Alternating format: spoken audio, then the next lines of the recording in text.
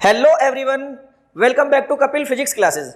तो बच्चों, आज की इस वीडियो में मैं क्लास 12 के लिए यूनिट नंबर 8 जिसका अपना नाम है एटम्स एंड न्यूक्लियाई से रिलेटेड एक बेहद शानदार और इम्पोर्टेंट टॉपिक शुरू कराने वाला हूं, जिसका अपना नाम है velocity of electron in Bohr's stationary orbit. बच्चों, ये जो टॉपिक है ये पेपर पॉइंट ऑफ व्यू से बेहद इंपॉर्टेंट है। तो चलिए शुरू करते हैं। मान लीजिए बच्चों कि ये है मेरे पास में कोई एक एटम। बड़े ध्यान से देखना है बच्चों। मैंने ये माना कि ये मेरे पास में एक एटम है। हम सभी जानते हैं कि एटम के सेंटर पर होता है उसका अपना न्यूक्लियस।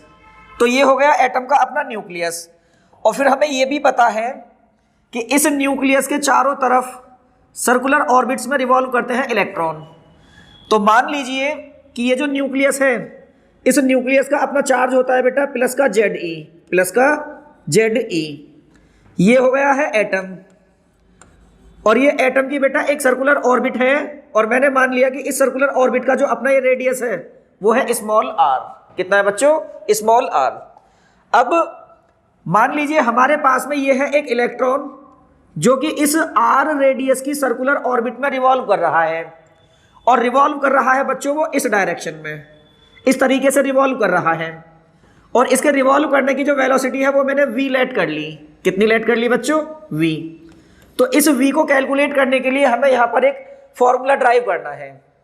बेहद शानदार टॉपिक है बच्चों, मैं फिर से बोल रहा हूँ, बड़े ध्यान से आपको देखना है और चीज़ों को साथ के साथ लिखना भी है। तो होगा ऐसा। अब क्योंकि हम ये जानते हैं कि ये जो इलेक्ट्रॉन है इसका अपना सर्टेन मास होता है और ये न्यूक्लियस के चारों तरफ रिवॉल्व कर रहा है सर्कुलर ऑर्बिट में। तो हम सभी ये जानते हैं कि जब एक बॉडी सर्कुलर ऑर्बिट में रिवॉल्व करती है तो उसके मास और वेलोसिटी की वजह से बॉडी के ऊपर सेंटर से रेडियली आउटवर्ड डायरेक्शन में एक फोर्स लगता है जिसे हम बोलते हैं सेंट्रीफ्यूगल फोर्स। तो इस इलेक्ट्रॉन पर भी एक सेंट्रीफ्यूगल फोर्स लगेगा और इस सेंट्रीफ्यूगल फोर्स को कैलकुलेट करने के लिए फॉर्मूला होता है mv² बाई कितना बच्चों? r। दूसरी बात ये कि जब ये बॉडी सर्कुलर ऑर्बिट में रिवॉल्व करेगी तो हम यहां पर ये भी देख रहे हैं कि न्यूक्लियस का है पॉजिटिव चार्ज। न्यूक्लियस पर है बेटा कैसा चार्ज? पॉजिटिव। और इलेक्ट्रॉन का कैसा है? नेगेटिव। तो ये न्यूक्लियस इस इलेक्ट्रॉन को इलेक्ट्रोस्टैटिक फोर्स लगाकर अपनी तरफ अट्रैक्ट करेगी। तो यहां पर इस इलेक्ट्रॉन पर एक फोर्स लगेगा इस डायरेक्शन में, ये फोर्स होगा इलेक्ट्रोस्टैटिक फोर्स। लेकिन मैं साथ में आपको ये भी बता दूं कि ये जो फोर्स है जिसे मैं इलेक्ट्रोस्टैटिक फोर्स कह रहा हूं, इस फोर्स की डायरेक्शन इस सर्कुलर ऑर्बिट के सेंटर की तरफ है। और आप सभी ये जानते हो कि हर एक वो फोर्स जो सर्कुलर पाथ के सेंटर की तरफ लगे वो फोर्स सेंट्रीपिटल फोर्स की तरह बिहेव करती है। तो यहां पर ये जो इलेक्ट्रोस्टैटिक फोर्स है ये बिहेव करेगी बेटा सेंट्रीपिटल फोर्स की तरह। तो मैंने ओवरऑल अभी बस दो चीजें देखी कि जब ये इलेक्ट्रॉन सर्कुलर ऑर्बिट में रिवॉल्व करेगा तो इस पर दो फोर्स लगेंगे, एक सेंटर से बाहर और एक सेंटर की तरफ। तो जो सेंटर से बाहर की तरफ फोर्स लगा है उसे मैंने बोला है बच्चों सेंट्रीफ्यूगल फोर्स। तो पहले मैं लिखना चाहता हूं कि सेंट्रीफ्यूगल फोर्स कितना होगा। तो मैंने इस बात को लिखा कि centrifugal force acting on electron जो होगा बच्चों, ये जो सेंट्रीफ्यूगल फोर्स यहां पर इसके ऊपर लगेगा उसे मैंने F और सफिक्स में C से रिप्रेजेंट किया और वैल्यू होती है बच्चों mv² बाई कितना? r। mv² by r। बड़े ध्यान से देखना है आपको। तो ये है बेटा इलेक्ट्रॉन पर लगने वाला सेंट्रीफ्यूगल फोर्स। साथ में अब आप ये भी जानते हो कि इलेक्ट्रॉन के ऊपर लग रहा है कौन सा फोर्स? इलेक्ट्रोस्टैटिक फोर्स, जिसे हम बोल रहे हैं क्या? Centripetal force. तो मैं दोनों ही बातों को यहां पर लिखे देता हूं कि इलेक्ट्रोस्टैटिक फोर्स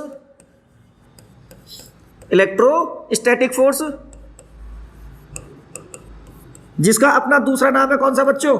सेंट्रीपिटल फोर्स। अगर मुझे ये लिखना हो तो फॉर्मूला हो जाएगा यहां पर F और मैंने E से रिप्रेजेंट किया, हो जाएगा 1/4 पाई एप्सिलॉन नॉट और इनटू में पहला चार्ज होता है प्लस का Ze। ठीक है, फिर होता है बच्चों दूसरा चार्ज होगा यहाँ पर इलेक्ट्रॉन का, और इलेक्ट्रॉन का जो चार्ज है वो है स्मॉल e डिवाइड में आएगा दोनों चार्जेस के बीच में जो सेपरेशन है उसके स्क्वायर के, तो डिवाइड बाई हो जाएगा बच्चों आर स्क्वायर। लेकिन हम ये भी जानते हैं कि यहाँ पर आया हुआ जो ये कांस्टेंट है 1/4 पाई एप्सिलॉन नॉट, इसे हम शॉर्ट में लिखते हैं के, इलेक्ट्रोस्टैटिक फोर्स कांस्टेंट। तो अब यदि मैं चाहूँ तो इस चीज़ को लिख सकता हूँ थोड़ा इस तरीके से कि जो इलेक्ट्रोस्टैटिक फोर्स होगा वो हो जाएगा के जेड ई स्क्वायर और डिवाइडेड बाई हो जाएगा बच्चों कितना आर स्क्वायर। तो ये है यहाँ पर इलेक्ट्रॉन के ऊपर लगने वाला इलेक्ट्रोस्टैटिक फोर्स, जिसे हम बोल रहे हैं यहाँ पर सेंट्रीपिटल फोर्स। अब आप साथ में ये भी जानते हो कि कोई भी एक बॉडी सर्कुलर पाथ में तब रिवॉल्व कर पाती है जब उस बॉडी के ऊपर लगने वाला सेंट्रीफ्यूगल फोर्स और सेंट्रीपिटल फोर्स एक दूसरे को करते हैं बैलेंस। तो यहाँ पर ये जो इलेक्ट्रॉन है क्योंकि रिवॉल्व कर रहा है सर्कुलर ऑर्बिट में, तो डेफिनेटली यहाँ पर इस इलेक्ट्रॉन के ऊपर लगने वाला ये सेंट्रीफ्यूगल फोर्स और सेंट्रीपिटल फोर्स दोनों एक दूसरे को कर रहे होंगे क्या बच्चों, बैलेंस। तो मैंने पहले इस बात को लिखा, जब बैलेंस करेंगे तो मैं इस बात को लिखता हूं बच्चों कि बट अकॉर्डिंग टू कंडीशन, यहां पर कंडीशन के अकॉर्डिंग यदि बात की जाए तो कंडीशन के अकॉर्डिंग जो इलेक्ट्रोस्टैटिक फोर्स होगा वो बराबर होगा सेंट्रीफ्यूगल फोर्स एफसी के। अब इलेक्ट्रोस्टैटिक फोर्स कितना आया है, इतना, तो इसकी वैल्यू लिखी है यहां पर, ये हो जाएगी के जेड ई स्क्वायर और डिवाइड बाई हो जाएगा बच्चों कितना आर स्क्वायर इक्वल्स टू यहां पर अब हम देख रहे हैं बेटा सेंट्रीफ्यूगल फोर्स की, जिसकी वैल्यू आई है निकलकर एम वी स्क्वायर बाई कितना आर। अब आप यहां देखेंगे तो आर से आर कैंसिल हो जाएगा, तो बचेगा क्या, अब यहां से आप मेरे कहने से आर निकाल लीजिए, क्या निकाल लीजिए बच्चों आर। तो यहां से आर की जो वैल्यू आएगी ना वो हो जाएगी के आर इक्वल्स टू निकल कर आएगा यहां से के जेड ई स्क्वायर और डिवाइड बाई हो जाएगा बच्चों एम वी स्क्वायर। तो ये हो जाएगी बच्चों यहां से रेडियस के लिए एक छोटी सी टर्म, और मैंने मान लिया कि ये जो चीज है ये है बेटा इक्वेशन नंबर, यहां पर मैंने इसे 1 नाम दे दिया। लेकिन अब साथ में आप एक बात ये भी जानते हो, क्योंकि हम बात कर रहे हैं इलेक्ट्रॉन की, किसकी बात कर रहे हैं बच्चों, इलेक्ट्रॉन की, या यूं कह दो कि जब ये एटम है तो एटम है तो बच्चों ये बोर्स एटॉमिक मॉडल को भी फॉलो करेगा। जब ये बोर्स एटॉमिक मॉडल को फॉलो करेगा तो बोर्स नाम के साइंटिस्ट ने हमसे एक छोटी सी बात कही थी कि इलेक्ट्रॉन केवल उन्हीं सर्कुलर ऑर्बिट में रिवॉल्व कर सकता है जिसके अंदर रिवॉल्व करते वक्त इलेक्ट्रॉन का अपना एंगुलर मोमेंटम NH/2π के इक्वल होता है। तो मैं इसी बात को यहां पर लिखता हूं कि but according to Bohr's atomic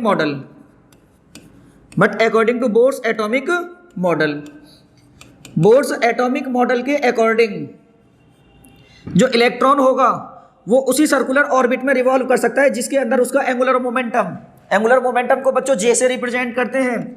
angular momentum की वैल्यू NH/2π के बराबर होगी। लेकिन आपको यह भी पता है कि जो जे होता है एंगुलर मोमेंटम जो होता है जे, उसका फॉर्मूला होता है MRV। तो मैं लिख सकता हूं यहां से ये हो जाएगा MRV इक्वल्स टू कितना बच्चों NH/2π। क्योंकि हमने जो पहली इक्वेशन बनाई है वो R की है, तो आप मेरे कहने से यहां पर भी R की वैल्यू फाइंड कीजिए।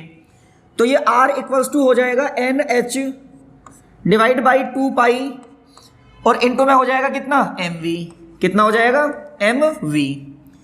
तो ये मैंने मान ली बच्चों इक्वेशन नंबर 2, मैंने इसे नाम दे दिया है बच्चों, ये है इक्वेशन नंबर कौन सी 2। अब आप मेरे कहने से इस पहली और दूसरी इन दोनों इक्वेशंस को कर दीजिए इक्वेट। तो इसका मतलब ये हुआ कि जब हम फर्स्ट इक्वेशन को इक्वेट करेंगे सेकंड के साथ, तो यहां पर हम करेंगे क्या कि ये जो वैल्यू है के जेड ई स्क्वायर और डिवाइडेड बाई MV², इस वैल्यू को इक्वेट करेंगे इसके साथ, बोले तो NH/2π MV के साथ। तो मैंने इस बात को यहां पर लिखा कि ये हो जाएगी NH/2π M × V। अब आप यहां पर देख रहे होगे कि इस V से इसकी एक पावर गई और इस M से ये M कैंसिल होगा, तो V की जो यहां से वैल्यू निकल करके आएगी, V की जो वैल्यू निकलेगी बच्चों वो हो जाएगी कितनी, ये इधर जाएगा, इसकी मल्टीप्लाई ऊपर करो तो हो जाएगा 2π इंटू में हो जाएगा ये K जेड ई स्क्वायर और डिवाइडेड बाई हो जाएगा कितना, डिवाइडेड बाई हो जाएगा कितना बच्चों, ये NH, NH। फिर से बोल रहा हूं, ध्यान से देख लीजिए, ये हो जाएगा 2 पाई KZE² और ये डिवाइड में चला जाएगा NH। तो बच्चों ये है फाइनली वो फॉर्मूला जिसकी हेल्प से हम सर्कुलर ऑर्बिट के अंदर इलेक्ट्रॉन के रिवॉल्व करने की जो वेलोसिटी होती है उस वेलोसिटी को कैलकुलेट करते हैं। तो बच्चों अब बड़े ध्यान से आप सुनिएगा जो बात मैं आपसे बताने वाला हूं। अगर एग्जाम में इलेक्ट्रॉन के रिवॉल्व करने की वेलोसिटी के लिए एक्सप्रेशन पूछ लिया जाए तो बच्चों आप डेरिवेशन को इतना करके छोड़ देंगे, लेकिन हमें साथ में करने हैं न्यूमेरिकल्स। तो यदि न्यूमेरिकल में वेलोसिटी के लिए कोई चीज आती है तो उसमें बच्चों हम इतने बड़े फॉर्मूले को बार बार नहीं लिखेंगे। तो मैं अब यहां पर इस डेरिवेशन को थोड़ा सा आगे और प्रोसीड करूंगा, जिसके बेसिस पर हम न्यूमेरिकल्स को इजी सॉल्व करने के लिए कुछ ट्रिक्स यहां पर निकालेंगे। तो बड़े ध्यान से अब आपको सुनना है। मैं एक बार फिर से बोले देता हूं, यदि एग्जाम में वेलोसिटी के लिए एक्सप्रेशन आपसे पूछ लिया जाए तो ये फॉर्मूला आपको यहां तक ड्राइव करके छोड़ देना है। लेकिन अब यहां से आगे जो मैं कहानी बता रहा हूं वो न्यूमेरिकल्स के लिए होगी। हम न्यूमेरिकल्स के लिए इस फॉर्मूले को और भी थोड़ी इजी ट्रिक में कन्वर्ट करेंगे। तो देखिए इधर, जैसा कि अब आप यहां पर देख पा रहे हो, ये जो इक्वेशन है मैंने इसे मान लिया स्टैंडर्ड इक्वेशन। बड़े ध्यान से देखना बच्चों जो बात कह रहा हूं। अब आप मान लीजिए कि ये जो फॉर्मूला यहां निकल कर आया था, इस फॉर्मूले से यदि मैं इस फॉर्मूले के अकॉर्डिंग यदि आपसे बात करूं तो इस फॉर्मूले के अकॉर्डिंग 2 और पाई एक कांस्टेंट है, सभी जानते हैं। यदि बात की जाए आपसे k की, तो k है यहां पर इलेक्ट्रोस्टैटिक फोर्स कांस्टेंट, जिसकी अपनी न्यूमेरिकल वैल्यू होती है 9 × 10⁹ 9 × 10⁹ यदि बात करें E की, तो E है यहां पर चार्ज ऑफ इलेक्ट्रॉन, जिसकी अपनी न्यूमेरिकल वैल्यू 1.6 × 10⁻⁻19 कूलम्ब होती है। बात करते हैं बच्चों किसकी, H की। H होता है प्लैंक्स कांस्टेंट, जिसकी वैल्यू 6.6 × 10⁻34 जूल इंटू सेकेंड होती है। जूल इंटू क्या होती है, सेकेंड। अब यदि बात की जाए आपसे यहां पर Z की, तो Z की वैल्यू फिक्स नहीं होती, ये एटम टू एटम वेरी करेगी। बात करें N की, तो N की वैल्यू भी फिक्स नहीं होती, ये ऑर्बिट टू ऑर्बिट वेरी करती है। अब जो चीजें हमें पता है उन्हें इस फॉर्मूले में पुट कर लीजिए। तो जब इन्हें यहां पर हम इस फॉर्मूले में पुट करते हैं, सुनने वाली बात होगी बच्चों, बड़े ध्यान से सुनिएगा।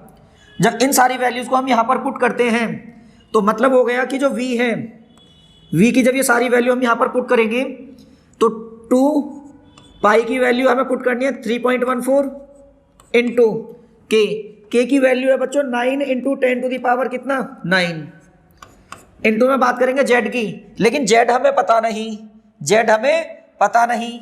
जब Z नहीं पता तो Z को मैंने एज इट इज लिख करके छोड़ दिया बच्चों, Z को एज इट इज लिख करके छोड़ दिया। अब बात करेंगे हम किसकी, E की।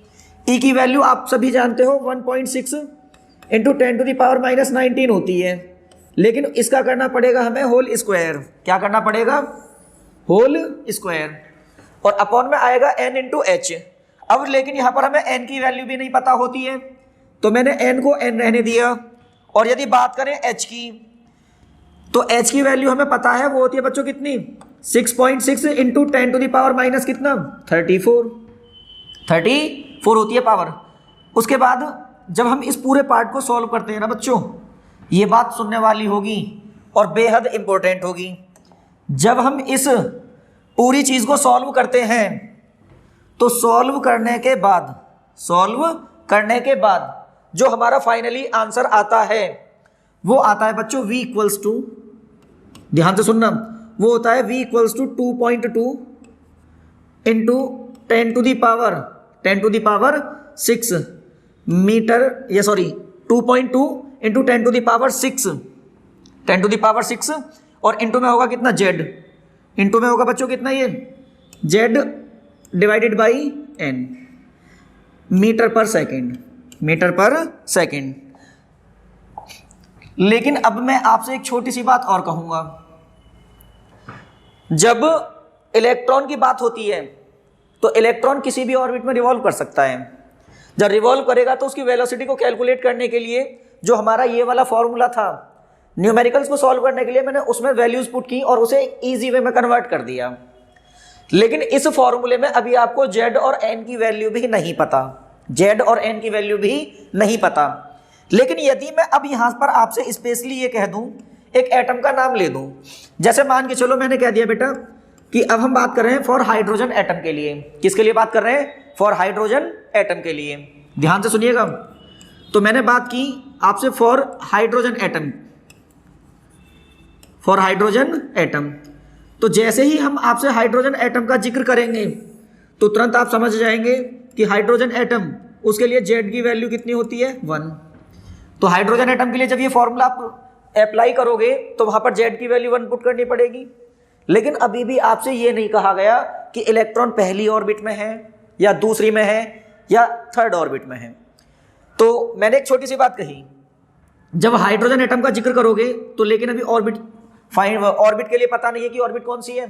तो मान लो इलेक्ट्रॉन जो है वो रिवॉल्व कर रहा है nth ऑर्बिट में। कौन सी ऑर्बिट में बच्चों? nth ऑर्बिट में। तो जब एक इलेक्ट्रॉन nth ऑर्बिट में रिवॉल्व करेगा तो nth ऑर्बिट के अंदर उसकी जो वेलोसिटी होगी ना Vn, वो हो जाएगी 2.2 इंटू 10⁻⁶। z की वैल्यू कितनी हो गई? 1। और अपॉन में हो जाएगा कितना बच्चों? n। अपॉन में कितना होगा? n। इतने मीटर पर सेकंड हो जाएगी ये वैल्यू। इतने क्या हो जाएगी बच्चों? मीटर पर सेकंड। अब जरा एक बात फिर से देखिए। अब ये जो इक्वेशन है ना, मैंने कह दिया कि ये एक स्टैंडर्ड इक्वेशन है। मान लीजिए ये है एक स्टैंडर्ड इक्वेशन, थोड़ी देर के लिए समझ लीजिए, मैंने इसे स्टैंडर्ड इक्वेशन कह करके छोड़ दिया। अब यदि मैं यहां पर आपसे ये भी क्लियर कर दूं कि जो एटम है वो तो हाइड्रोजन का है ही, लेकिन जो इलेक्ट्रॉन है वो फर्स्ट ऑर्बिट में रिवॉल्व कर रहा है। बच्चों बड़े ध्यान से सुन लीजिएगा, जो इलेक्ट्रॉन है वो फर्स्ट ऑर्बिट में रिवॉल्व कर रहा है। जब फर्स्ट ऑर्बिट में रिवॉल्व करेगा तो वहां पर n की वैल्यू 1 होगी। मैंने इस बात को भी लिख दिया कि for first orbit, for first orbit, पहली ऑर्बिट के लिए, जब पहली ऑर्बिट का के लिए जिक्र करेंगे तो n की वैल्यू कितनी हो गई? 1। तो जब n की वैल्यू 1 पुट करोगे ना तो ये बन जाएगा V1 इक्वल्स टू 2.2 इंटू 10⁻, कितना होगा बच्चों? 6।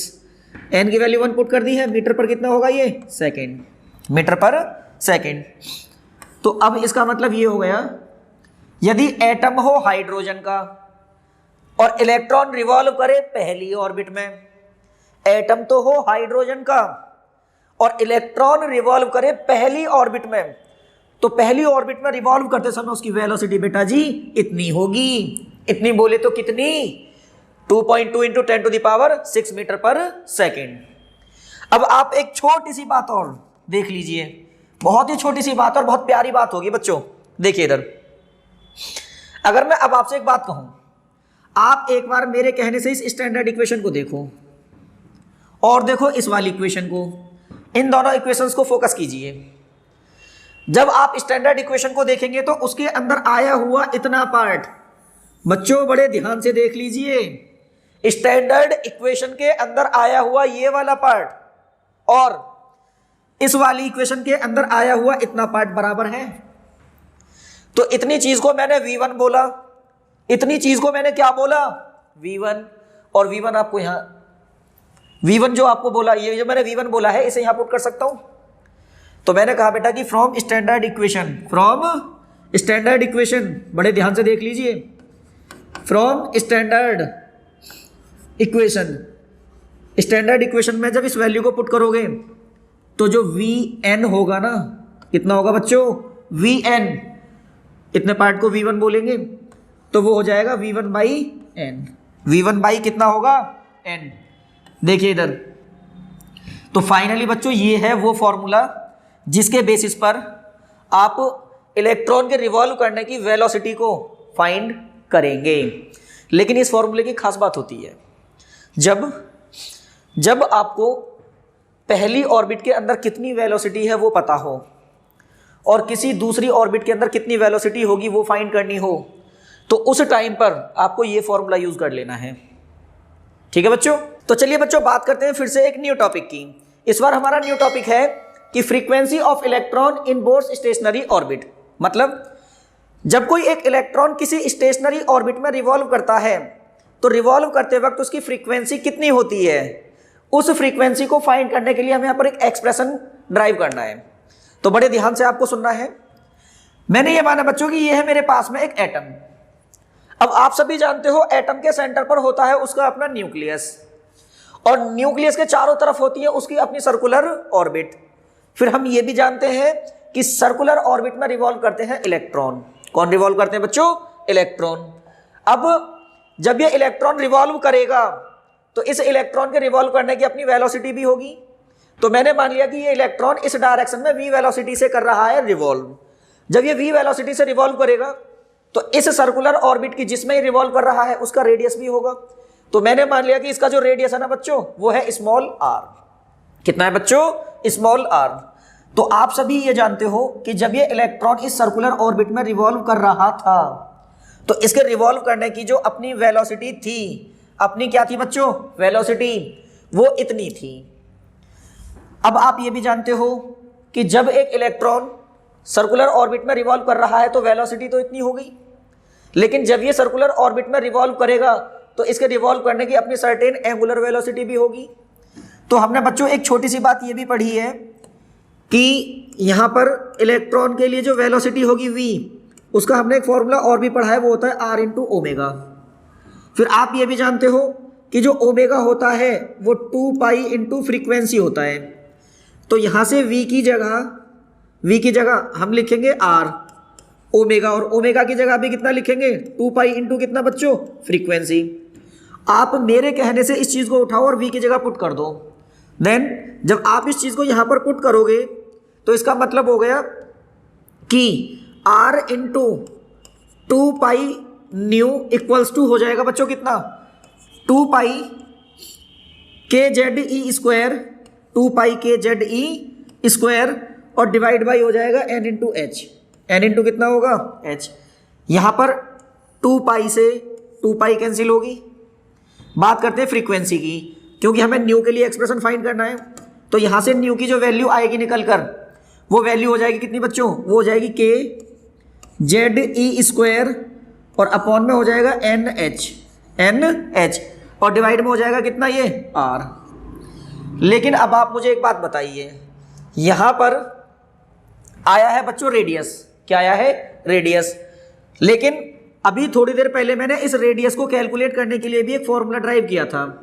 मैं लिखे देता हूँ इस बात को, बट हम ये भी जानते हैं कि जो रेडियस होती है r, उसकी वैल्यू होती है n square H square divided by होता है बच्चों 4 पाई m के जेड ई स्क्वायर, m के जेड ई स्क्वायर। तो आप अब मेरे कहने से इस r की वैल्यू को उठा करके यहाँ पर पुट कर दीजिए।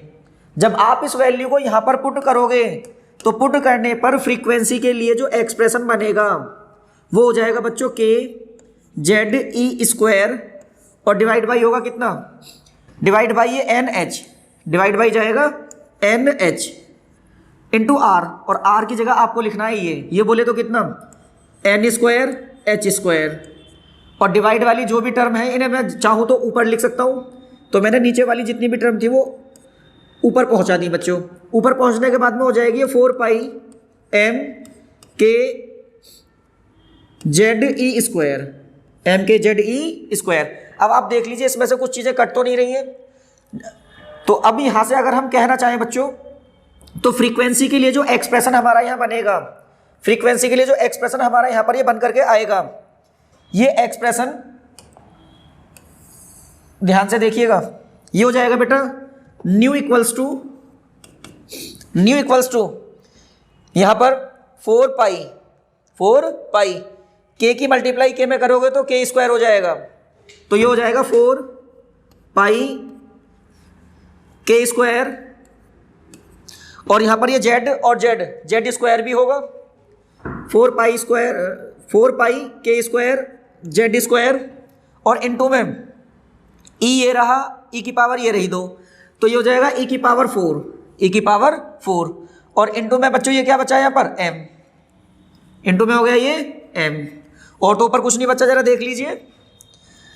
अब नीचे हो जाएगा ये n की पावर 3 h की पावर 3, तो डिवाइड बाई हो जाएगा n की पावर 3 और इनटू में h की पावर कितना? 3। तो ये है बच्चों फ्रीक्वेंसी को कैलकुलेट करने के लिए फॉर्मूला। लेकिन जो बात कहने वाला हूं वो बड़े ध्यान से आपको सुनना है। यदि एग्जाम में फ्रीक्वेंसी को कैलकुलेट करने के लिए आपसे एक्सप्रेशन पूछ ले तो फॉर्मूला फिर से आप यहां तक ड्राइव करके छोड़ देंगे, लेकिन हमें तो साथ में बच्चों फिर से न्यूमेरिकल भी करने होंगे, और न्यूमेरिकल्स के लिए इतना बड़ा फॉर्मूला याद रखना हमारे लिए हर बार पॉसिबल नहीं हो पाता। कुछ बच्चे तो ऐसे होंगे जो इस फॉर्मूले को याद कर लेंगे, लेकिन हर एक बच्चा इस फॉर्मूले को याद नहीं रख पाएगा। तो आपसे मिस्टेक ना हो जाए न्यूमेरिकल्स को सॉल्व करते वक्त, इसलिए मैं इस फॉर्मूले को न्यूमेरिकल्स के लिए आगे थोड़ा सा और भी प्रोसीड कर रहा हूं। बच्चों बड़े ध्यान से सुनना, यहां से आगे जितनी भी बात मैं आपसे करने वाला हूं सब न्यूमेरिकल पॉइंट ऑफ व्यू से बहुत इंपॉर्टेंट होने वाली है। अब आप एक बात बताएंगे, अगर मैं आपसे कहूं तो 4 और पाई को सभी जानते हैं, कोई एक आधा ही ऐसा होगा अभागा जिसे ये बातें ना पता हो। तो देखिए इधर बात करते हैं बच्चों के की। के है यहाँ पर एक इलेक्ट्रोस्टैटिक फोर्स कांस्टेंट जिसकी अपनी न्यूमेरिकल वैल्यू 9 × 10⁻9 होती है, 9 × 10⁻9 होती है। जेड की value atom to atom vary करती है। और यदि बात करें ई की, तो ई की अपनी वैल्यू होती है 1.6 × 10⁻⁻ कितना 19 कूलम। एम होता है मास ऑफ इलेक्ट्रॉन जिसकी अपनी न्यूमेरिकल वैल्यू होती है 9.1 × 10⁻⁻ कितना 31 kg। बात करते हैं एच की। एच होता है एक प्लैंक्स कांस्टेंट जिसकी अपनी न्यूमेरिकल वैल्यू होती है 6.6 × 10⁻34 जूल सेकेंड। अब आप मेरे कहने से इन सारी वैल्यूज को उठाइए और उठाकर इस फॉर्मूले में पुट कर दीजिए। जब ये सारी वैल्यूज को आप यहां पुट करोगे तो न्यू का जो एक्सप्रेशन बनेगा वो बन जाएगा बच्चों न्यू इक्वल्स टू, पहले लिखना है 4, पाई की वैल्यू आप 3.14 लिखेंगे, इनटू में आया है के की जगह पर लिखना है आपको 9 × 10⁻ कितना 9, और उसकी भी होल पावर कितनी लिखनी है बच्चों बोलो 2। साथ में है जेड, क्योंकि जेड हमें पता नहीं, जो चीज़ें पता नहीं उन्हें हम छेड़ते नहीं, तो उन्हें ऐसे छोड़ देंगे। उसके बाद में हम बात करेंगे यहाँ पर किस चीज़ की, ई की। अब जो ई है उसकी वैल्यू आप सभी जानते हो वो है 1.6 × 10⁻⁻ कितना 19, लेकिन उसकी होल पावर आपको लिखनी पड़ेगी बच्चों कितनी 4। बात करते हैं एम की, और एम कितना है हमारे पास में, वो है 9.1 × 10⁻⁻ कितना 34। अब इसके भी डिवाइड में आएगा क्या n3 h की पावर 3, लेकिन n तो हमें पता नहीं, जब पता नहीं तो उसे छेड़ो मत, उसे यूं ही रख दो। बात करेंगे किसकी, h की। तो h की वैल्यू आप सभी जानते हो कितनी है बच्चों 6.6 × 10⁻34। अब बात कुछ ऐसी है, जब हम इस पूरे एक्सप्रेशन को सॉल्व करते हैं तो सॉल्व करने के बाद जो हमारा फाइनल आंसर आता है फ्रीक्वेंसी का, फाइनल आंसर आता है बच्चों फ्रीक्वेंसी का, वो निकल करके आता है 6.62 × 10⁻15, और साथ में बचेगा कितना, ये ऊपर बचेगा जेड, और अपॉन में होगा बच्चों कितना n की पावर 3 हर्ट्ज, इतने हर्ट्ज। तो बेटा ये है वो फॉर्मूला जिसके बेसिस पर हम इलेक्ट्रॉन के रिवॉल्व करने की फ्रीक्वेंसी को फाइंड करते हैं। तो बच्चों ये जो हमारा फाइनली फॉर्मूला आया है ये है वो फॉर्मूला जिसके बेसिस पर हम इलेक्ट्रॉन के रिवॉल्व करने की फ्रीक्वेंसी को कैलकुलेट करते हैं। बच्चों बड़े ध्यान से सुन लीजिएगा, जो टॉपिक मैंने आज इस वीडियो में कवर किए हैं ये सारे टॉपिक बेहद इंपॉर्टेंट हैं। आई साल इनमें से कोई ना कोई क्वेश्चन एग्जाम में पूछा जाता है, तो इन टॉपिक्स को आप अच्छे से प्रिपेयर कर लीजिएगा। और यदि ये वीडियो आपको अच्छी लगी हो तो वीडियो को अपने फ्रेंड्स के साथ में शेयर कीजिएगा, और अब हमें इजाज़त दीजिएगा। Thank you.